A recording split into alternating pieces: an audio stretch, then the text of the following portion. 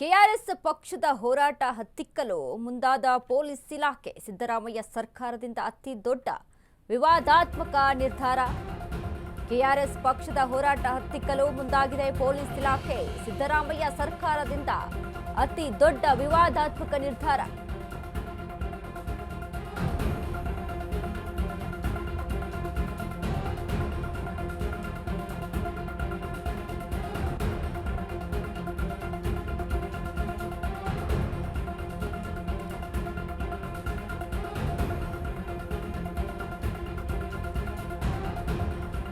ಇದೀಗ ಸಿದ್ದರಾಮಯ್ಯ ಅವರ ಈ ಒಂದು ನಿರ್ಧಾರ ಏನಿದೆ, ಕೆಆರ್ಎಸ್ ಪಕ್ಷದಲ್ಲಿ ಸಾಕಷ್ಟು ಒಂದು ರೀತಿಯಾಗಿ ಭಿನ್ನಾಭಿಪ್ರಾಯವನ್ನ ತಂದೊಡ್ಡಿರುವಂತದ್ದು. ಇನ್ನು ಡಿಜಿಐಜಿಪಿ ಅವರೇ ಬಡಬಗ್ಗರ ಪರ ಕೆಆರ್ಎಸ್ ನ್ಯಾಯ ಕೇಳೋದು ತಪ್ಪ ಅಂತ ಹೇಳ್ತಾ ಇದ್ದಾರೆ. ಡಿಜಿಐಜಿಪಿ ಅವರೇ ಭ್ರಷ್ಟಾಚಾರದ ವಿರುದ್ಧ ಹೋರಾಟ ಮಾಡೋದೇ ತಪ್ಪ ನಾವು ಅಂತ ಕೆಆರ್ಎಸ್ ಪಕ್ಷದವರು ಇದೀಗ ಕೇಳ್ತಾ ಇರುವಂತದ್ದು. ಕೆಆರ್ಎಸ್ ಪಕ್ಷದ ಹೋರಾಟ ಹತ್ತಿಕ್ಕಲು ಮುಂದಾದ ಪೊಲೀಸ್ ಇಲಾಖೆ ಸಿದ್ದರಾಮಯ್ಯ ಸರ್ಕಾರದಿಂದ ಅತಿ ದೊಡ್ಡ ವಿವಾದಾತ್ಮಕ ನಿರ್ಧಾರ ಇದು. ನ್ಯಾಯ ಕೇಳುವ ನೆಪದಲ್ಲಿ ಅಧಿಕಾರಿಗಳ ಕರ್ತವ್ಯಕ್ಕೆ ಅಡ್ಡಿಯನ್ನ ಮಾಡ್ತಿದ್ದಾರಂತೆ ಕೆಆರ್ಎಸ್ ಪಕ್ಷದವರು. ಸರ್ಕಾರಿ ಕಚೇರಿಗಳಲ್ಲಿ ಅಧಿಕಾರ ಸಿಬ್ಬಂದಿಯ ಮೇಲೆ ಒಂದು ರೀತಿಯಾಗಿ ಅಲ್ಲಿ ಸನ್ಮಾನದ ನೆಪದಲ್ಲಿ ಅಧಿಕಾರಿಗಳಿಗೆ ಟಾರ್ಚರ್ ಅನ್ನ ಕೊಡ್ತಾರೆ, ಕೆಲಸಕ್ಕೆ ಅಡ್ಡಿಯನ್ನ ಪಡಿಸ್ತಾರೆ. ಅಧಿಕಾರಿಗಳನ್ನ ನಿಯಮ ಮೀರಿ ಕರ್ತವ್ಯಕ್ಕೆ ಅಡ್ಡಿಪಡಿಸಿದ್ರೆ ಬೀಳಲಿದೆ ಪೊಲೀಸ್ ಕೇಸ್. ಇನ್ನು ಮುಂದೆ ದೂರು ದಾಖಲಿಸುವಂತೆ ಎಸ್ಪಿಗಳಿಗೆ ಡಿಜಿಐಜಿಪಿ ಸುತ್ತೋಲೆಯನ್ನ ಹೊರಡಿಸಿದ್ದಾರೆ. ಡಿಜಿಐಜಿಪಿ ಸುತ್ತೋಲೆಗೆ ಸಾರ್ವಜನಿಕವಾಗಿ ಭಾರಿ ಇದೀಗ ಆಕ್ರೋಶ ವ್ಯಕ್ತವಾಗ್ತಾ ಇರುವಂತದ್ದು. ಡಿಜಿಐಜಿಪಿ ಅವರೇ ಬಡಬಗ್ಗರ ಬಗ್ಗೆ ಪರ ನಾವು ನ್ಯಾಯವನ್ನ ಕೇಳೋದು ತಪ್ಪ, ಡಿಜಿಐಜಿಪಿ ಅವರೇ ಭ್ರಷ್ಟಾಚಾರದ ವಿರುದ್ಧ ಹೋರಾಟವನ್ನ ಮಾಡೋದು ತಪ್ಪ ನಾವು ಅಂತ ಕೆಆರ್ಎಸ್ ಪಕ್ಷದ ಹೋರಾಟಗಾರರು ಮಾತನಾಡ್ತಾ ಇರುವಂತದ್ದು.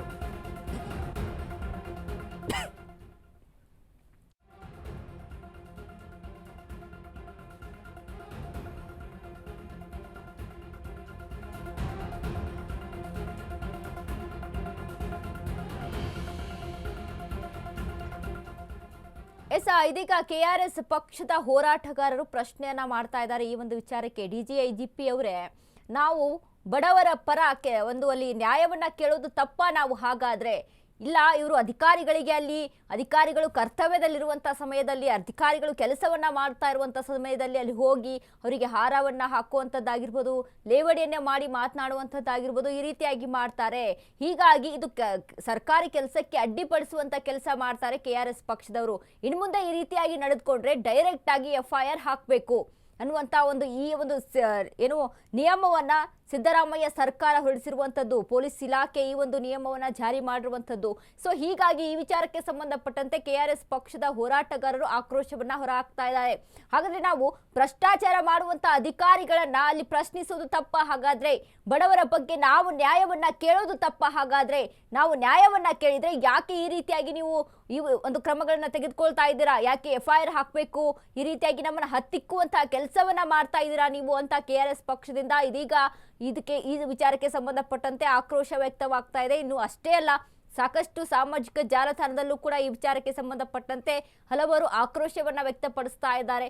ಈ ಹಿಂದೆನೂ ಕೂಡ ನಾವು ಒಂದು ವಿಚಾರಕ್ಕೆ ಗಮನಿಸಿದ್ವಿ. ಈಗ ಒನ್ ವೇ ಅಲ್ಲಿ ಬಸ್ ಅನ್ನ ನಿಲ್ಲಿಸಲಾಗುತ್ತೆ, ಈ ವಿಚಾರಕ್ಕೆ ಸಂಬಂಧಪಟ್ಟಂತೆ ಒನ್ ವೇ ಅಲ್ಲಿ ಗಾಡಿಯನ್ನ ನಿಲ್ಲಿಸ್ತೀರಾ ಅಂತ ಕೇಳಿದ್ದಕ್ಕೆ ಪೊಲೀಸ್ ಅಧಿಕಾರಿಯ ಜೊತೆ ಅಲ್ಲಿ ಕೂಡ ಗಲಾಟೆ ಆಗುತ್ತೆ. ಇವೆಲ್ಲವನ್ನ ಕೂಡ ಪರಿಗಣಿಸಿಕೊಂಡು ಇದೀಗ ಸರ್ಕಾರ ಈ ಒಂದು ನಿಯಮವನ್ನ ಜಾರಿಗೆ ತಂದಿದೆ. ಆದ್ರೆ ಇದು ಎಷ್ಟರ ಮಟ್ಟಿಗೆ ಕೆಆರ್ಎಸ್ ಪಕ್ಷದ ಹೋರಾಟಗಾರರಿಗೆ ಹೊಡೆತವನ್ನ ಕೊಡುತ್ತೆ ಅಲ್ಲಿ ಅಂತ ನಾವು ಗಮನಿಸೋದಾದ್ರೆ, ಅಲ್ಲಿ ನಾವು ಯಾವುದೇ ರೀತಿಯಾಗಿ ಸರ್ಕಾರಿ ಕೆಲಸದವರಿಗೆ ಅಲ್ಲಿ ಅಡ್ಡಿಯನ್ನ ಪಡಿಸೋಕೆ ಅಂತ ಮುಂದಾಗಲ್ಲ. ಅವರು ಭ್ರಷ್ಟಾಚಾರಿಗಳಾಗಿರ್ತಾರೆ, ಭ್ರಷ್ಟಾಚಾರವನ್ನ ಮಾಡ್ತಾ ಇರ್ತಾರೆ, ಇನ್ನಿತರ ತಪ್ಪುಗಳನ್ನ ಮಾಡಿರ್ತಾರೆ, ಅವುಗಳನ್ನ ತಿಳಿ ಹೇಳುವಂತ ಕೆಲಸ ಮಾಡ್ತೀವಿ. ಅದ್ರ ಜೊತೆಗೆ ಯಾರು ಭ್ರಷ್ಟಾಚಾರಕ್ಕೆ ಒಳಗಾಗಿರ್ತಾರೆ ಅವರಿಗೆ ನ್ಯಾಯ ಕೊಡಿಸುವಂತ ಕೆಲಸ ಮಾಡ್ತೀವಿ. ನಮ್ಮನ್ನ ಹತ್ತಿಕ್ತಾ ಇದ್ದೀರಾ ನೀವು, ಈ ರೀತಿಯಾಗಿ ನಿಯಮವನ್ನ ಜಾರಿಗೆ ತಗೊಂಡು ಬಂದು ನಮಗೆ ಒಂದು ರೀತಿಯಾಗಿ ನಮ್ಮ ಬೆಂಬಲವನ್ನ ಸೂಚಿಸದೆ ನಮಗೆ ಒಂದು ಅನ್ಯಾಯವನ್ನ ಮಾಡ್ತಾ ಇದ್ದೀರಾ ಅಂತ ಕೆಆರ್ಎಸ್ ಪಕ್ಷದ ಹೋರಾಟಗಾರರು ಇದೀಗ ಆಕ್ರೋಶವನ್ನ ಹೊರ ಹಾಕ್ತಾ ಇದ್ದಾರೆ.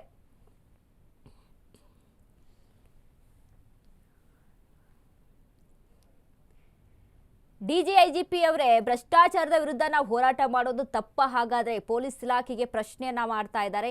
ಯಾಕೆ ಸಿದ್ದರಾಮಯ್ಯ ಅವರೇ ಈ ರೀತಿಯಾದಂತಹ ಒಂದು ರೂಲ್ಸ್ ಅನ್ನು ವಿಚಾರಿಗೆ ತೆಗೆದುಕೊಂಡು ಬಂದಿದ್ದೀರಾ ಅನ್ನುವಂಥದ್ದು. ಆದ್ರೆ ಇಲ್ಲಿ ಸರ್ಕಾರದಿಂದ ಬರ್ತಾ ಇರುವಂತಹ ವಿಷಯಗಳೇನು ಅಂತ ಅಂದ್ರೆ, ಸರ್ಕಾರದಲ್ಲಿ ಯಾರು ಕೆಲಸದಲ್ಲಿ ನಿರತರಾಗಿರ್ತಾರೆ ಅವರಿಗೆ ಹೋಗಿ ಅಲ್ಲಿ ಕರ್ತವ್ಯಕ್ಕೆ ಅಡ್ಡಿಯನ್ನ ಪಡಿಸ್ತಾರೆ. ಸುಮ್ನೆ ಅಲ್ಲಿ ಟಾರ್ಚರ್ ಮಾಡುವಂಥದ್ದು, ಸುಮ್ನೆ ಕೆಲಸಕ್ಕೆ ಅಡ್ಡಿಯನ್ನ ಪಡಿಸುವಂಥದ್ದು, ಈ ರೀತಿಯಾಗಿ ಮಾಡ್ತಾರೆ. ಇನ್ನು ಅಲ್ಲಿ ಮಾಲೆ ಹಾಕಿ ಸನ್ಮಾನ ಮಾಡುವಂತ ರೀತಿಯಲ್ಲಿ ಮಾಡಿ ಅವರಿಗೆ ಒಂದು ರೀತಿಯಾಗಿ ಅಲ್ಲಿ ಅವಮಾನ ಮಾಡುವಂತ ಕೆಲಸ ಮಾಡ್ತಾರೆ ಅನ್ನುವಂಥದ್ದು ಸರ್ಕಾರದ ಒಂದು ವಾದ ಅಲ್ಲಿ. ಆದ್ರೆ ಇದನ್ನ ಪರಿಗಣಿಸಿದಂತ KRS ಪಕ್ಷದ ಹೋರಾಟಗಾರರು ಹೇಳ್ತಾರೆ, ನಾವು ಸಮಾಜದ ಬಗ್ಗೆ ಅಲ್ಲಿ ಕೆಲಸವನ್ನ ಮಾಡ್ತಾ ಇದೀವಿ, ಸಮಾಜಕ್ಕಾಗಿ ದುಡಿತಾ ಇದೀವಿ, ಸಮಾಜದ ಪರವಾಗಿ ನಮ್ಮ ಪಕ್ಷ ಇದೆ, ನಾವು ಸಮಾಜಕ್ಕೋಸ್ಕರ ಇಲ್ಲಿ ತಲೆ ಎತ್ತಿ ನಿಂತ್ರೆ ಇದಕ್ಕೆ ತಪ್ಪ ನಮಗೆ, ಇದಕ್ಕೆ ಯಾಕೆ ನೀವು ಈ ರೀತಿಯಾಗಿ ಮಾಡ್ತಾ ಇದ್ದೀವಿ, ಇದು ನ್ಯಾಯನಾ, ಇದ್ರ ಬಗ್ಗೆ ಕೇಳೋರು ಯಾರಿಲ್ವಾ, ಹಾಗಾದ್ರೆ ಇದು ನೀವು ಮಾಡೋದು ಎಷ್ಟರ ಮಟ್ಟಿಗೆ ಸರಿ ಅನ್ನುವಂಥದ್ದು KRS ಪಕ್ಷದ ವಾದವಾಗಿರುವಂಥದ್ದು. ಆದ್ರೆ ಇದೀಗ ಈಗಾಗಲೇ ಸರ್ಕಾರ ಆದೇಶವನ್ನ ಹೊರಡಿಸಿ ಬಿಟ್ಟಿದೆ. ಸೊ ಈ ವಿಚಾರಕ್ಕೆ ಸಂಬಂಧಪಟ್ಟಂತೆ ಸಾಕಷ್ಟು ಕಡೆಗಳು ಒಂದು ಕಡೆ ವಿರೋಧಗಳು ಕೇಳಿ ಬರ್ತಾ ಇದ್ರೆ, ಮತ್ತೊಂದು ಕಡೆ KRS ಪಕ್ಷದವ್ರು ಹೇಳ್ತಾರೆ, ಯಾಕೆ ಹಾಗಾದ್ರೆ ನಮಗೆ ನೀವು ಈ ರೀತಿಯಾಗಿ FIR ಹಾಕಬೇಕು ಅಂತ ನಿಯಮವನ್ನ ತಂದಿದ್ದೀರಾ, ಆದ್ರೆ ರಾಜೀವ್ ಗೌಡ ಒಬ್ಬ ಮಹಿಳಾ ಅಧಿಕಾರಿಗೆ ಮಾತಾಡ್ತಾರೆ, ಈ ರೀತಿಯಾಗಿ ಮಾಡ್ತಾರೆ, ಆದ್ರೆ ಯಾಕೆ ಅವರಿಗೆ ಪೊಲೀಸರಿಗೆ ಅವರನ್ನ ಬಂಧಿಸುವಂತಹ ಸಾಮರ್ಥ್ಯ ಇಲ್ವಾ, ಅವರಿಗೆ ಹಾಗಾದ್ರೆ ಕೆಪಾಸಿಟಿ ಇಲ್ವಾ ಅವ್ರನ್ನ ಬಂಧಿಸೋಕೆ, ಒಬ್ಬ ಮಹಿಳಾ ಅಧಿಕಾರಿಗೆ ಆ ರೀತಿಯಾಗಿ ಮಾತಾಡ್ತಾರೆ, ಕರ್ತವ್ಯ ನಿರತರಾದಂತ ಮಹಿಳೆಗೆ ಮಾತಾಡ್ತಾರೆ ಅಂತ ಇದೀಗ ಆಕ್ರೋಶವನ್ನ ಹೊರ ಹಾಕ್ತಾ ಇದ್ದಾರೆ.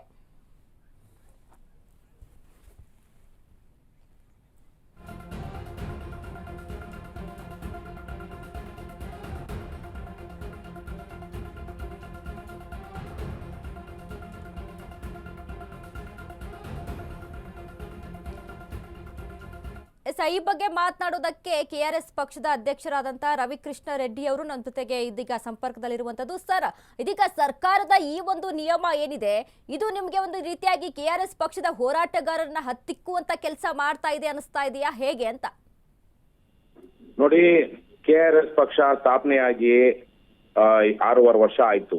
6.5 ವರ್ಷಗಳಲ್ಲಿ ನಮ್ಮವ್ರ ಮೇಲೆ, ನನ್ನ ಮೇಲೇನು ಸೇರಿದಂತೆ 100 ಕೇಸ್ಗಳಾಗಿವೆ, 100ಕ್ಕಿಂತ ಹೆಚ್ಚು ಕೇಸುಗಳು. ಅವರು ಸರ್ಕಾರಿ ಕರ್ತವ್ಯಕ್ಕೆ ಅಡ್ಡಿಪಡಿಸಿದ್ದಾರೆ ಅಂತ ಸುಳ್ಳು ಕೇಸ್ಗಳೇ ಇವೆಲ್ಲವೂ ಈಗಾಗಲೇ ಹಲವು ಕೇಸ್ಗಳು ಕೋರ್ಟ್ ಅಲ್ಲಿ ಬಿದ್ದೋಗಿವೆ. ಯಾವುದ್ರಲ್ಲಿ ಇಲ್ಲಿ ತನಕ ಶಿಕ್ಷೆ ಆಗಿಲ್ಲ, ಶಿಕ್ಷೆ ಆಗೋದು ಇಲ್ಲ. ಎರಡನೇದಾಗಿ ಈಗ ಏನ್ ಬಂದಿದೆ ಅಂತ ಹೇಳ್ತಾ ಇದಾರೆ, ಪರಮ ಮೂರ್ಖರಷ್ಟೇ ಆ ಪತ್ರ ಓದ್ದೆ KRS ಮೇಲೆ ಕೇಸ್ ಮಾಡೋದಿಕ್ಕೆ ಆದೇಶ ಹೊರಡಿಸಲಾಗಿದೆ ಅಂತ ಮೂರ್ಖ ಶಿಖಾಮಣಿಗಳು ಮಾತ್ರ ಹೇಳುವಂತದ್ದು. ಯಾರೋ ಡೆಲ್ಲಿಯಿಂದ ಅದ್ ಯಾವ ಪುಣ್ಯಾತ್ಮನೋ ಏನೋ ಇಲ್ಲಿ DGIGP ಒಂದು ಪತ್ರ ಕೊಟ್ಟಿದ್ದಾನಂತೆ, ಆ DGIGP ಕಚೇರಿಯಿಂದ ಅದ್ ಮಾಮೂಲಿ ಎಲ್ಲಾ ಪತ್ರಗಳಂತೆ ಈ ತರ ಪತ್ರ ಬಂದಿದೆ, ಇವರು ಈ ತರಕ್ಕೆಲ್ಲ ಮನವಿ ಮಾಡಿದ್ದಾರೆ, ಇದನ್ನ ಪರಿಶೀಲಿಸಿ ಕ್ರಮ ಕೈಗೊಳ್ಳಿ ಅಂತ ಮಾಮೂಲಿ ಪತ್ರ ವ್ಯವಹಾರ ನಡೆದಿದೆ. ಎಲ್ಲೂನು KRS ನವ್ರ ಮೇಲೆ ಕೇಸ್ ದಾಖಲಿಸಿ ಅಂತ ಹೇಳಿ ಸುಮ್ನೆ ಕೇಸ್ ದಾಖಲಿಸಿ ಅಂತಲ್ಲಿ ಯಾವನು ಆದೇಶ ಕೊಡೋದಿಕ್ ಸಾಧ್ಯ ಇಲ್ಲ. ಹಾಗಾಗಿ ಆ ಪತ್ರಕ್ಕೆ ಯಾವ ಕವಡೆ ಕಾಕಿನ ಕಿಮ್ಮತ್ತು ಇಲ್ಲ. ಯಾರೋ ಹುಚ್ಚರು, ತಿಕ್ಕಲ್ರು, ಅಯೋಗ್ಯರು, ನಾಲಾಯಕಗಳು, ಓದೋದಿಕ್ ಬರ್ದಿರೋರು ಅಥವಾ ಅಯೋಗ್ಯರು ಅದಿನ್ನೇನಾದ್ರೂ ಇನ್ಯಾವುದೋ ಕಚೇರಿಯಿಂದ ಕಳಿಸಿದ್ರೆ ಅದ್ ಮಾಡಿರ್ಬಹುದೇ ಹೊರತು ಆ ತರದ ಆದೇಶ ಇಲ್ಲ. ಇದ್ರೂನು KRS ಪಕ್ಷ ತಲೆ ಕೆಡ್ಸ್ಕೊಳ್ಳೋದಿಲ್ಲ. ಯಾಕೆಂದ್ರೆ ಈಗಾಗ್ಲೇ ನಮ್ಮವ್ರ ಮೇಲೆ 100 ಕೇಸ್ ಆಗಿದೆ. ಹೊಸ ಕೇಸನ್ನ ಯಾವ ಆಧಾರದ ಮೇಲೆ ಹಾಕ್ತಾರೆ? ಯಾರೇ ಆಗ್ಲಿ ಕಂಪ್ಲೇಂಟ್ ಇರ್ಬೇಕು, ವಿಕ್ಟಿಮ್ ಇರ್ಬೇಕು. ಆ ವಿಕ್ಟಿಮ್ ಕೊಟ್ಟಿರುವಂತ ಕಂಪ್ಲೇಂಟ್ ಅಲ್ಲಿ ಯಾವ ತರಹದ ತಪ್ಪಾಗಿದೆ ಅಂತ ನಮೂದಿಸಿರ್ಬೇಕು, ಅದ್ರ ಮೇಲೆ ಸೆಕ್ಷನ್ ಇರ್ಬೇಕು. ಮತ್ತೆ ಆ ವಿಕ್ಟಿಮ್ ಹೋಗಿ ಹೇಳಿಕೆ ಕೊಡ್ಬೇಕು, ಅದ್ರ ಮೇಲೆ ಕೋರ್ಟ್ ಕೇಸ್ ಆಗುತ್ತೆ, FIR ಆಗುತ್ತೆ. FIR ಆದ್ಮೇಲೆ ವಿಚಾರಣೆ ನಡೆಯುತ್ತೆ ಯಾವ ಇದ್ರ ಮೇಲೆ ಅಂತ. ಹಾಗಾಗಿ ಇದ್ಯಾವ್ದು ಹೊಸ ಕಾಯ್ದೆ ಏನು ಅಲ್ಲ, ಹೊಸ ಸೆಕ್ಷನ್ ಏನು ಅಲ್ಲ. KRS ಅವ್ರ ಮೇಲೆ ಕೇಸ್ ಹಾಕಿ ಅಂತ ತಕ್ಷಣಕ್ಕೆ ಏನ್ ಪೊಲೀಸರೇ ಸುಮೋಟೋ ಕೇಸ್ ಹಾಕೋದಿಕ್ಕಾಗುತ್ತಾ? ಅವ್ರು ಮಾಡದೇ ಇರುವಂತದ್ರಲ್ಲಿ. ಹಾಗಾಗಿ ಇದ್ರ ಬಗ್ಗೆ KRS ಪಕ್ಷದವ್ರಿಗೆ ನಮ್ಮದು ಬಹಳ ಸ್ಪಷ್ಟವಾಗಿದೆ. ನಾವು ಬನ್ನಿ, ನಮ್ಗೇನ್ ಯಾವುದೇ ಸಮಸ್ಯೆ ಇಲ್ಲ. ಇದು ಯಾವುದನ್ನು ಆ ತರದ ಆದೇಶವೂ ಅಲ್ಲ. ಈ ಆದೇಶಕ್ಕೆ ಕವಡೆ ಕಾಸಿನ ಅಥವಾ ನೀವೇನಾದ್ರೂ ಅದನ್ನ ಆದೇಶ ಅನ್ಕೊಂಡ್ರೆ ಅದು ಕವಡೆ ಕಾಸಿನ ಕಿಮ್ಮತ್ತು ಇಲ್ಲ. ಹೋದ್ರು ಈಗ ಕಂಪ್ಲೇಂಟ್ ಉದಾಹರಣೆಗೆ ಯಾವನೋ ಒಬ್ಬ ಯಾವ್ದೋ ಇವ ಕಾಲ್ ಮಾಡಿ ಮೊನ್ನೆ ನಮ್ಮವ್ರಿಗೆ ಹೇಳಿದ್ನಂತೆ, ಅವನ ಮಳವಳ್ಳಿ ಇನ್ಮೇಲೆ ಬಂದ್ರೆ ಕೇಸ್ ಹಾಕ್ತೀನಿ ಅಂತ. ಕೇಸ್ ಹಾಕ್ರೆ ಅವನೇ ಕಂಪ್ಲೇಂಟ್ ಆಗ್ಬೇಕು. ಕಂಪ್ಲೇಂಟ್ ಆಗಿ ಅವನು ಹೇಳಿಕೆ ಕೊಡ್ಬೇಕು. ಮತ್ತೆ ಕೋರ್ಟ್ ಅಲ್ಲಿ ಬಂದು ಆ ಕೇಸ್ ನಡೆಸೋವಾಗ ಯಾರ್ಯಾರೆಲ್ಲ ಬಂದಿದ್ರು ಅವ್ರ ವಿರುದ್ಧವಾಗಿ ಅವ್ನು ಬಂದು ಸಾಕ್ಷ್ಯ ಹೇಳ್ಬೇಕು. ಪಂಚನಾಮೆಗ ಸಾಕ್ಷಿಗಳನ್ನೆಲ್ಲ ಕರ್ಕೊಂಡ್ ಬರ್ಬೇಕು. ಹಾಗಾಗಿ ಯಾರು ಕಂಪ್ಲೇಂಟ್ ಕೊಡ್ತಾರೋ, ವಿಶೇಷವಾಗಿ ಸುಳ್ಳು ಕೇಸಲ್ಲಂತೂ ಅವ್ರ ಮೇಲೆ ತುಂಬಾ ದೊಡ್ಡದಾದಂತಹ ಒಂದು ತಲೆನೋವು, ತಲೆಭಾರ ಆಗುತ್ತೆ. ಹಾಗಾಗಿ ಸುಳ್ಳು ಕೇಸ್ ಕೊಡೋದಕ್ಕೆ ಹಿಂದಿನಂತೆ ಮುಂದೇನೂ ಆಗೋದಿಲ್ಲ. ಮತ್ತೆ ಕಂಪ್ಲೇಂಟ್ ಕೊಡೋದು ಕಷ್ಟ ಸುಲಭ ಅಲ್ಲ. ನಮ್ಮ ವ್ಯವಸ್ಥೆನೆ ಆಗಿದೆ. ಕಂಪ್ಲೇಂಟ್ ಕೊಟ್ಮೇಲೆ ವಿಚಾರಣೆ ನಡೆಯುತ್ತೆ. ಅವರು ಪೊಲೀಸರು ತನಿಖೆ ಮಾಡ್ತಾರೆ. ತನಿಖೆ ಮಾಡಿದ್ಮೇಲೆ A report, B report, C report ಅಂತ ಹಾಕ್ತಾರೆ. ಎ ರಿಪೋರ್ಟ್ ಅಂದ್ರೆ ಹೌದು ಈ ತನಿಖೆನಲ್ಲಿ ಸಾಕ್ಷಿ ಇದು ಈ ಕಂಪ್ಲೇಂಟ್ ಅಲ್ಲಿ ದೂರಲ್ಲಿ ಸತ್ಯಾಂಶ ಇದೆ ಅಂತ ಹೇಳಿ ಅವರು ಸಾಕ್ಷಿಗಳ ಸಮೇತ ಚಾರ್ಜ್ ಶೀಟ್ ಕೊಡ್ತಾರೆ. ಬಿ ರಿಪೋರ್ಟ್ ಅಲ್ಲಿ ಯಾವುದೇ ಸತ್ಯಾಂಶ ಇಲ್ಲ ಅಂತ ಹೇಳಿ ಚಾರ್ಜ್ ಶೀಟ್ ಆಗದೆ ಕೋರ್ಟ್ಗೆ ಮಾಹಿತಿ ಕೊಡ್ತಾರೆ. ಬಿ ರಿಪೋರ್ಟ್ ಅಂದ್ರೆ ಕಂಪ್ಲೇಂಟ್ ನ ವಜಾ ಮಾಡಬಹುದು. ಇನ್ನು ಸಿ ರಿಪೋರ್ಟ್ ಅಲ್ಲಿ ಇದು ಸುಳ್ಳು ಕಂಪ್ಲೇಂಟ್ ಅಂತ. ಸೊ ಹೀಗಾಗಿ ಯಾವನೇ ಕಂಪ್ಲೇಂಟ್ ಕೊಟ್ಟ ತಕ್ಷಣಕ್ಕೆ ಏನೇನು ಆಕಾಶ ಮುರಿದು ನಮ್ಮ ಮೇಲೆ ಬೀಳೋದಿಲ್ಲ. ತನಿಖೆ ಆಗಲೇಬೇಕಾಗುತ್ತೆ. ಮತ್ತೆ ಈಗಾಗಲೇ ನನ್ನ ಮೇಲೆನೆ 12-13 ಕೇಸ್ ಇದೆ. ನಾವೇನು KRS ಪಕ್ಷದವ್ರು ಯಾರು ಹೆದರ್ಪುಕ್ಕಲ್ರಲ್ಲ. ನಾವೇನು ಇದಕ್ಕೆ ಭಯ ಪಡೋದು ಇಲ್ಲ. ಇದು ಹೊಸ ತರ ಯಾವುದೇ ಕಾಯ್ದೆನೋ ಕಾನೂನೋ ಇನ್ನೇನೇನೋ ಬಂದ್ಬಿಟ್ಟಿದೆ ಅನ್ನೋದಕ್ಕೆ ಆ ತರದ್ ಯಾವುದೂ ನಡೆದಿಲ್ಲ. ಎಸ್ ಸರ್, ಈಗ ಅಶ್ವವೇಗ ಸಹಿತ ನಿಮ್ಮ ಪರಾನೇ ಧ್ವನಿ ಎತ್ತಿ ಮಾತನಾಡ್ತಾ ಇರುವಂತದ್ದು. KRS ಪಕ್ಷದ ಹೋರಾಟಗಾರರು ಅಲ್ಲಿ ಭ್ರಷ್ಟಾಚಾರದ ವಿರುದ್ಧ ಧ್ವನಿಯನ್ನ ಎತ್ತಿ ಮಾತನಾಡ್ತಾರೆ. ಯಾರು ಅನ್ಯಾಯಕ್ಕೆ ಒಳಗಾಗಿದ್ದಾರೆ ಅವರಿಗೆ ನ್ಯಾಯ ಕೊಡಿಸುವಂತ ಕೆಲಸವನ್ನ ಮಾಡುತ್ತೆ. ಆದ್ರೆ ಇವರಿಗೆ ಈ ರೀತಿಯಾದಂತಹ ಆದೇಶವನ್ನ ತರೋದು ಎಷ್ಟು ಮಟ್ಟಿಗೆ ಸರಿ ಅನ್ನುವಂಥದ್ದು ಸಹಿತ ನಮ್ಮ ಒಂದು ಪ್ರಶ್ನೆ ಆಗಿರುವಂತದ್ದು ಸರ್. ಪೊಲೀಸರಿಗೆ ನೋಡಿ, ನೀವು ಕೇಳ್ತಿರೋದು ಬಹಳ ಒಳ್ಳೆಯ ಪ್ರಶ್ನೆ. ಪೊಲೀಸರು ತುಂಬಾ ಡಿಸ್ಕ್ರೆಡಿಟ್ ಆಗ್ಬಿಟ್ಟಿದ್ದಾರೆ. ಎಲ್ಲೂ ಅವರಿಗೆ ಇವತ್ತು ಮಾನ ಮರ್ಯಾದೆ ಇಂದ ಜನ ನೋಡ್ತಾ ಇಲ್ಲ. ಪೊಲೀಸ್ ಸ್ಟೇಷನ್ಗಳು ಅಂದ್ರೆ ದಲ್ಲಾಳಿ ಕೇಂದ್ರಗಳು, ರಿಯಲ್ ಎಸ್ಟೇಟ್ ಏಜೆನ್ಸಿಗಳು. ಅವರು ಜನರನ್ನ ಹಿಂಸೆ ಕೊಟ್ಟು ಸುಳ್ಳು ಕೇಸುಗಳು ಹಾಕಿ ನಡೆಸುವಂತವ್ರು ಅನ್ನೋ ಭಾವನೆ ಇದೆ. ಅವರು ಡ್ರಗ್ಸ್ ಪೆಡ್ಲರ್ ಜೊತೆ ಸೇರ್ಕೊಂಡಿದ್ದಾರೆ. ಸುಪಾರಿ ತಗೊಂಡು ಕೇಸುಗಳು ಹಾಕ್ತಾರೆ. ಅವರು ಕಳ್ಳ ಸಾಗಾಣಿಕೆ ದಂಧೆ ತೊಡ್ಕೊಂಡಿದ್ದಾರೆ. ಗಾಂಜಾ ಸಾಗಾಣಿಕೆಯಲ್ಲಿದ್ದಾರೆ. ಇಷ್ಟು ಯಾರ್ಯಾರ್ದೋ ಇಷ್ಟು ಬರ್ತಾ ಇದೆಯಲ್ಲ. ಈಗ ಮೊನ್ನೆ ಅವನ ಒಬ್ಬ DGP ಆದವನು ಎಂತ ಕೆಲಸ ಮಾಡ್ತಾ ಇದ್ದ ಆಫೀಸಲ್ಲಿ ಕೂತ್ಕೊಂಡು. ಯಾರ್ಯಾರೋ ಡ್ರಗ್ಸ್ ಪೆಡ್ಲರ್ ಜೊತೆ ಸೇರ್ಕೊಂಡಿದ್ರು. ಮುಖ್ಯಮಂತ್ರಿನೇ ಪೊಲೀಸರಿಗೆ ನಿಮ್ಗೆ ನಾಚಿಕೆ ಮಾನ ಮರ್ಯಾದೆ ಇದೆಯಾ, ಇಷ್ಟು ಜನ ಶಿಕ್ಷೆ ಕಂಪ್ಲೇಂಟ್ ಆಗಿದೆ ನಿಮ್ ಮೇಲೆ ಅಂತ ಬಹಿರಂಗವಾಗಿ ಪೊಲೀಸರಿಗೆ ಉಗಿದಿದ್ದಾರೆ.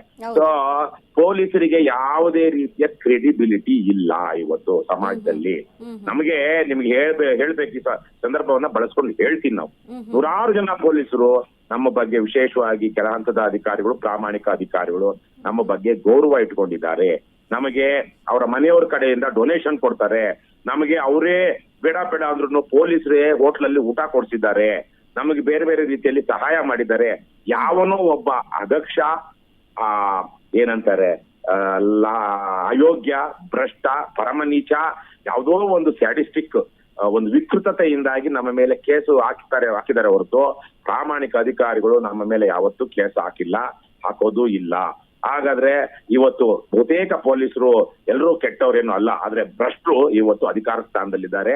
ಭ್ರಷ್ಟರಲ್ಲದ ಪೊಲೀಸರು ಅಡ್ಮಿನಿಸ್ಟ್ರೇಟಿವ್ ಕೆಲಸದಲ್ಲಿದ್ದಾರೆ. ಅವರು ಈ ಲಾ ಅಂಡ್ ಆರ್ಡರ್ ಎಕ್ಸಿಕ್ಯೂಟಿವ್ ಇದ್ರಲ್ಲಿಲ್ಲ, ಅಡ್ಮಿನಿಸ್ಟ್ರೇಟಿವ್ ಇದ್ರಲ್ಲಿ ಬಿಟ್ಟಿದ್ದಾರೆ. ಹಾಗಾಗಿ ಪೊಲೀಸರು ಇವತ್ತು ಬಹುತೇಕ ಭ್ರಷ್ಟ ಪೊಲೀಸರು ಇವತ್ತು ನಮ್ಮ ಪೊಲೀಸ್ ಸ್ಟೇಷನ್ ಅಲ್ಲಿ ಇರೋದು ಅಂತ ಆಗಿದೆ. ಹಾಗಾಗಿ ಇವರು ಯಾವ ಕೇಸ್ ಹಾಕಿದ್ರು ಒಂದು ಕೇಸಲ್ಲಿ, ಈಗ ನಮ್ಮ ಕೇಸ್ ಬಿಟ್ಬಿಡಿ, ನಮ್ಮ ಮೇಲೆ ಹಾಕೋ ಕೇಸ್ ಅಂತೂ 0% ಏನಂತಾರಪ್ಪ ಅದಕ್ಕೆ, ಅವರು ಸಾಬೀತ್ ಮಾಡೋದು ಅಪರಾಧಿ ಅಂತ ಸಾಬೀತ್ ಮಾಡಕ್ಕಾಗೋದು. ಇವ್ರ ಯೋಗ್ಯತೆಗೆ ನಿಜವಾಗ್ಲೂ ನಡೆದಿರೋ ಕಳ್ಳತನದ ಕೇಸಲ್ಲಿ, ಕೊಲೆ ಕೇಸ್ಗಳಲ್ಲಿ, ದರೋಡೆ ಕೇಸ್ಗಳಲ್ಲೇ 2% 3% ಇವರ ಕನ್ವಿಕ್ಷನ್ ರೇಟ್. ಅಂದ್ರೆ ಇವರೇ ಪೊಲೀಸರು ಹಾಕಿರೋ ಚಾರ್ಜ್ ಶೀಟ್ ಅಲ್ಲಿ ಕೋರ್ಟ್ ಮಾನ್ಯ ಮಾಡಿ ಇವರು ಹೌದು ಪೊಲೀಸರು ಹೇಳಿದಾಗೆ ಇವರು ಅಪರಾಧಿಗಳು ಅಂತ ಆರೋಪಿಗಳನ್ನ ಶಿಕ್ಷೆಗೊಳಪಡಿಸುವಂತದ್ದು 100ಕ್ಕೆ 2 ಅಥವಾ 3 ಪ್ರಕರಣಗಳು ಇವರ ಯೋಗ್ಯತೆಗೆ. ಹಾಗಾಗಿ ಪೊಲೀಸರ ಬಗ್ಗೆ ಈ ಸಮಾಜದಲ್ಲಿ ಯಾವುದೇ ಗೌರವ ಉಳಿದಿಲ್ಲ. ಗೌರವವನ್ನ ಉಳಿಸ್ಕೊಳ್ಬೇಕು ಅಂದ್ರೆ ಪೊಲೀಸರು ಪ್ರಾಮಾಣಿಕವಾಗಿ ನಡ್ಕೊಳ್ಬೇಕು. ಇವತ್ತು ರಾಜ್ಯದಲ್ಲಿ ಕರ್ನಾಟಕ ರಾಷ್ಟ್ರ ಸಮಿತಿ ಪಕ್ಷ ಒಂದೇ ಒಂದು ಪಕ್ಷ ಮಾತ್ರ ಇವತ್ತು ರಾಜ್ಯದಲ್ಲಿ ಬಡವರ ಪರವಾಗಿ, ನೊಂದವರ ಪರವಾಗಿ, ಸಾರ್ವಜನಿಕರ ಪರವಾಗಿ ಹಕ್ಕುಗಳನ್ನ ಕುರಿತು ಮಾತನಾಡ್ತಾ ಇದೆ. ಅವ್ರಿಗೆ ನ್ಯಾಯ ಕೊಡಿಸೋದಕ್ಕೆ ಹೋರಾಟ ಮಾಡ್ತಾ ಇದೆ. ಕೇಸುಗಳು ಹಾಕಿಸ್ಕೊಂಡ್ರು ಹಿಂದೆ ಸರಿ ಇದೆ. ನೂರಾರು ಸಾವಿರಾರು KRS ಪಕ್ಷದ ಸೈನಿಕರು ಇವತ್ತು ರಾಜ್ಯದಲ್ಲಿ ಹೋರಾಟದಲ್ಲಿ ತೊಡಗಿದ್ದಾರೆ. ಅವ್ರು ಯಾರು ಡರ್ಪೋಕ್ಗಳಲ್ಲ, ಅವ್ರಿಗೆ ಯಾವ ಭಯ ಆತಂಕಗಳು ಇಲ್ಲ. ಇದ್ಯಾವುದೋ ಬಂದಿರೋ ನಮ್ಮಮ್ಮ ಯಾವಾಗ್ಲೂ ಒಂದು ಗಾದೆ ಹೇಳ್ತಿದ್ರು, ದಂಡಿಗೆ ಹೆದರ್ಲಿಲ್ಲ, ದಾಳಿಗೆ ಹೆದರ್ಲಿಲ್ಲ, ಇನ್ ದಾಸೆ ಏನು ಗಲ್ಗಂಟೆಗೆ ಹೆದರ್ತೀವ ಅಂತ. ನಮ್ಮ ಮೇಲೆ ಅಕ್ಷರಶಃ ದಂಡು ಕೊಟ್ಕೊಂಡು ಬಂದಿದ್ದಾರೆ, ಅಕ್ಷರಶಃ ದಾಳಿ ಮಾಡಿದ್ದಾರೆ, ಸಾಕಷ್ಟು ಹಿಂಸೆ ಮಾಡಿದ್ದಾರೆ. ನಮ್ಮವ್ರನ್ನ ಅರೆಸ್ಟ್ ಮಾಡುವಾಗ ಹೊಡೆದಿದ್ದಾರೆ ಪೊಲೀಸರು. ಅವ್ನ್ಯಾವನ ಮಾದನಾಯಕನಹಳ್ಳಿ ಪೊಲೀಸ್ನ ಅವ್ನ್ಯಾವನ ಅಯೋಗ್ಯ ನಾಲಾಯಕ್ ಉಗಿಸ್ಕೊಂಡಿರುವಂತಹ ಸಾರ್ವಜನಿಕರಿಂದ, ಲಕ್ಷಾಂತರ ಸಾರ್ವಜನಿಕರಿಂದ ಉಗಿಸ್ಕೊಂಡಿರುವಂತಹ ಇನ್ಸ್ಪೆಕ್ಟರ್ ನಮ್ಮವ್ರನ್ನ ಸ್ಟೇಷನ್ ಅಲ್ಲಿ ಹೊಡೆದಿದ್ದಾನೆ. ಆದ್ರೂ ಯಾವ್ದಕ್ಕೂ KRS ಪಕ್ಷದವ್ರು ಇಲ್ಲಿ ತನಕ ಹಂಚಿಲ್ಲ, ಹಿಂದೆ ಸರಿದಿಲ್ಲ. ಮುಂದೇನು ಸಹ ಹಿಂದೆ ಸರಿಯಲ್ಲ. ಎಸ್ ಸರ್, ಇದೀಗ ನ್ಯಾಯ ಕೊಡಿಸ್ಬೇಕಾದಂತ ಅಧಿಕಾರಿಗಳು ಅನ್ಯಾಯದ ಜೊತೆ ಕೈ ಜೋಡಿಸ್ತಾ ಇದ್ದಾರೆ. ಇಲ್ಲಿ ನ್ಯಾಯಕ್ಕಂತ ಹೋರಾಟ ಮಾಡ್ತಾ ಇದ್ದವ್ರ ಮೇಲೆ ಕೇಸ್ ಬೀಳ್ತಾ ಇದೆ. ಆದ್ರೆ ಸರ್ಕಾರ ಒಂದು ಬಡವರ ಪರ ಒಂದು KRS ಪಕ್ಷ ಒಂದು ನ್ಯಾಯ ಕೊಡಿಸುವಂತ ಕೆಲಸ ಮಾಡ್ತಾ ಇದ್ರೆ, ಸರ್ಕಾರ ಈ ವಿರುದ್ಧ ಇದಕ್ಕೆ ಒಂದು ಈ ರೀತಿಯಾಗಿ ಹತ್ತಿಕ್ಕುವಂತಹ ಕೆಲಸ ಮಾಡೋದು ಎಷ್ಟು ಮಟ್ಟಿಗೆ ಸರಿ ಅನ್ನೋದೊಂದು. ಇವತ್ತಿರುವಂತಹದ್ದು ಭ್ರಷ್ಟರ ಸರ್ಕಾರ. JDS, ಕಾಂಗ್ರೆಸ್, ಬಿಜೆಪಿಯ ಮೂರೂ ಪಕ್ಷಗಳಲ್ಲಿರುವಂತಹ ಭ್ರಷ್ಟರೇ ನಡ್ಸ್ಕೊಂಡು ಬರ್ತಿರುವಂತ ಸರ್ಕಾರ. ಅದರಲ್ಲೂ ಕಾಂಗ್ರೆಸ್ ಸರ್ಕಾರದವರಂತೂ ಇನ್ನಷ್ಟು ಕೆಟ್ಟು ಹೋಗಿದ್ದಾರೆ. ಹಿಂದೆ ಇದ್ದ ಬಿಜೆಪಿ ಸರ್ಕಾರಕ್ಕಿಂತ ಇವತ್ತಿರುವಂತಹ ಸಿದ್ದರಾಮಯ್ಯನವರ ಕಾಂಗ್ರೆಸ್ ಸರ್ಕಾರದಲ್ಲಿ ದುರಾಡಳಿತ ಮಿತಿ ಮೀರಿದೆ. ಪೊಲೀಸರು ಅಂಕೆ ತಪ್ಪಿದ್ದಾರೆ. ಯಾಕೆಂದ್ರೆ ಪೊಲೀಸರು ಅಲ್ಲೆಲ್ಲ ಚನ್ನಾಪುರ ಆನೇಕಲ್ ತಾಲೂಕಿನ ಸೂರ್ಯ ಸಿಟಿಲಿ ಇನ್ಸ್ಪೆಕ್ಟರ್ ಹೇಳ್ತಾನಲ್ಲ, ನಾನು MLA ಶಿವಣ್ಣನಿಗೆ 1 ಕೋಟಿ ಕೊಟ್ಟು ಬಂದಿದ್ದೀನಿ ಅಂತ. ಬಹುಶಃ ನಿಮ್ಮ ಮಾಧ್ಯಮದಲ್ಲೂ ವರದಿ ಆಗುತ್ತೇನೋ ಇದು. ಸೊ ಹೀಗೆ ಮಿನಿಟ್ಗಳು ಹಾಕ್ಸ್ಕೊಂಡು MLAಗಳಿಗೆನೆ ದುಡ್ಡು ಕೊಟ್ಟು ಬುಕ್ ಮಾಡ್ಕೊಂಡು ಇವತ್ತು ರೋಲ್ ಕಾಲ್ ಸೆಂಟರ್ ಗಳನ್ನಾಗಿ ಮಾಡ್ಕೊಂಡಿದ್ದಾರೆ ಪೊಲೀಸ್ ಸ್ಟೇಷನ್ ಗಳನ್ನ. ಆಗಿರುವಾಗ ಈ ಸರ್ಕಾರ ಇದೆ ಅಂತ ನನ್ಗೆ ಅನ್ನಿಸ್ತಾ ಇಲ್ಲ. ನಮ್ಮ ಗೃಹ ಮಂತ್ರಿಗಳ ಬಗ್ಗೆ ಅವ್ರ ಹೆಸರು ಏನೋ ಇರ್ಬೇಕಲ್ಲ, ನನಗೆ ಗೊತ್ತಿಲ್ಲ ಅಂತ ಇರ್ಬೇಕನ್ನಲ್ವ ಅವ್ರ ಹೆಸರು. ಸೊ ನನಗೆ ಗೊತ್ತಿಲ್ಲ ಗೃಹ ಮಂತ್ರಿಗಳು ಇನ್ಯಾವ ತರಹದ ಆಡಳಿತ ಕೊಡೋದಕ್ಕೆ ಸಾಧ್ಯ ಆಗುತ್ತೆ. ಹಾಗಾಗಿ ಕಾಂಗ್ರೆಸ್ ಸರ್ಕಾರ ಅಂತೂ ಸುಮ್ನೆ ಇವರು ಬಿಜೆಪಿಯವ್ರ ವಿರುದ್ಧ ಅಯ್ಯೋ ಬಿಜೆಪಿಯವ್ರು ಹಾಗೆ ಮಾಡ್ಬಿಡ್ತಾರೆ, ಹೀಗ್ ಮಾಡ್ಬಿಡ್ತಾರೆ, ಸಂವಿಧಾನ ತೆಗೆದುಬಿಡ್ತಾರೆ, ಹಾಗೆ ಹೀಗೆ ಅಂತ ಮಾತಾಡೋದು. ಇವ್ರಿಗೆ ಅಧಿಕಾರ ಸಿಕ್ಕಾಗ ಬಿಜೆಪಿಯವರಷ್ಟೇ ನಿಕೃಷ್ಟವಾಗಿ ಸಂವಿಧಾನವನ್ನ ಮತ್ತು ಜನರ ಮೂಲಭೂತ ಹಕ್ಕುಗಳನ್ನ ಗಾಳಿಗೆ ತೂರಿ ಈ ಕಾಂಗ್ರೆಸ್ನ ಮದಾಂಧ, ಅಂದರೆ ಮದೋನ್ಮತ್ತ ಮದವನ್ನ ಗರ್ವವನ್ನ, ಅಹಂಕಾರವನ್ನ, ಮದವೇರಿದ ಗೂಳಿ ಕಾಂಗ್ರೆಸ್ನವರು ದುರ್ಬಳಕೆ ಮಾಡ್ಕೊಳ್ತಾನೆ ಬರ್ತಾ ಇದ್ದಾರೆ ಗೌರವ ಕೊಡದೆ. ಎಸ್ ಥ್ಯಾಂಕ್ ಯು ಸರ್, ನಮ್ಮ ಜೊತೆ ಮಾತನಾಡಿದ್ದಕ್ಕೆ. ಇದೀಗ ಏನು KRS ಪಕ್ಷ ಅಂದ್ರೆ KRS ಪಕ್ಷದ ಹೋರಾಟ ಯಾವ ರೀತಿಯಾಗಿ ಅಂತ ಅಂದ್ರೆ, ಯಾರು ಬಡಬಗ್ಗರು ಇರ್ತಾರೋ ಅವರಿಗೆ ನ್ಯಾಯ ಕೊಡಿಸುವಂತ ಕೆಲಸ ಮಾಡುತ್ತೆ. ಯಾರು ಭ್ರಷ್ಟಾಚಾರದಲ್ಲಿ ಅಲ್ಲಿ ಮುಳುಗಿರ್ತಾರೋ ಅವರ ವಿರುದ್ಧ ಧ್ವನಿಯನ್ನ ಎತ್ತುತ್ತೆ. ಆದ್ರೆ ಇದೀಗ ಸರ್ಕಾರದ ಈ ಒಂದು ಆದೇಶ ಅವರನ್ನ ಹಕ್ಕಿಕ್ಕುವಂತಹ ಕೆಲಸ ಮಾಡ್ತಾ ಇದೆ ಅನ್ನುವಂತ ಒಂದು ಆಕ್ರೋಶವನ್ನ ಹೊರ ಹಾಕ್ತಾ ಇದೆ KRS ಪಕ್ಷ.